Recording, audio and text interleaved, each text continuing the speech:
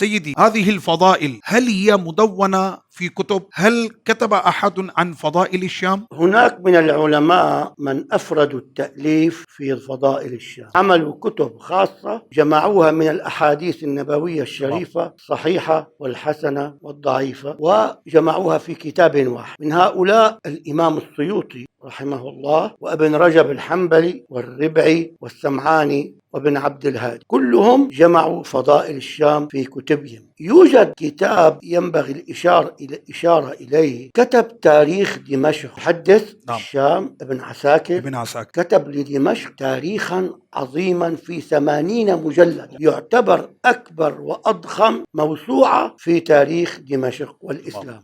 हुजूर की बारगाह में सवाल यह किया गया कि शाम के फ़ज़ाइल पर क्या उलमा इकराम ने किताबें तरतीब दी हैं, तो उनमें से कोई जिक्र फरमाए कि वो कौन से उलमा कि जिन्होंने मुल्क शाम के फ़ज़ाइल पर पूरी पूरी किताबें तहरीर फरमाई। सुनकर आपको हैरत होगी कि मुल्क शाम की फजीलत पर, यानी दुनिया के इतने सारे ममालिक हैं, 200 से जायद जो है वो ममालिक होंगे, तो किसी ऐसे मुल्क पर इतनी किताबें तहरीर ना की गई जितनी सिर्फ एक मुल्क शाम सीरिया पर उलमा इकराम ने कलम उठाया। इमाम सुयूती ने इस पर कलम उठाया जो अपने ज़माने के मुजद्दिद हैं। इब्न रजब हम्बली, रबई, ये भी बहुत बड़े आलिम तारीख के, समआनी, इब्न अब्दुल हादी, इन तमाम लोगों में सबसे बढ़कर जो कमाल किया वो इब्न आसाकिर ने किया। तारीख दिमश्क, उन्होंने तारीख की वो अजीम किताब लिखी। हजरत ने फरमाया दमिश्क की तारीख पर और शाम की तारीख पर जब इब्न आसाकिर ने कलम उठाया तो पूरे जहां को हैरत में डाल दिया कि 80 जिल्दों पर तारीख दमिश्क लिखी गई। और ये इस मुल्क के फजाइल और मनाकिब हैं कि जितना ज्यादा